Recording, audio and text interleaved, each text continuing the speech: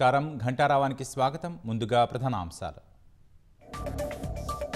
తిరుపతిలో జాతీయ మహిళా సాధికార సదస్సు.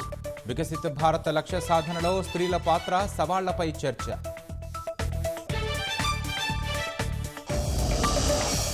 అనారోగ్యంతో ఉన్నాడని కుమారుడిని చంపి మూసీలో పడేసిన తండ్రి. బాలుడి కోసం రాత్రి నుంచి గాలిస్తున్న ప్రత్యేక బృందాలు. మంచిర్యాల జిల్లా దండేపల్లిలో అటవీ అధికారులపై ఆదివాసీల దాడి. ఏళ్ల నుంచి సాగు చేస్తున్న భూమిని లాక్కుంటున్నారని ఆరోపణ. ఢిల్లీ విమానాశ్రయంలో సిఐఎస్ఎఫ్ ఆధ్వర్యంలో మాక్ డ్రిల్స్. ముప్పు ఎదురైతే వేగంగా ప్రతిస్పందించేలా సన్నాహాలు.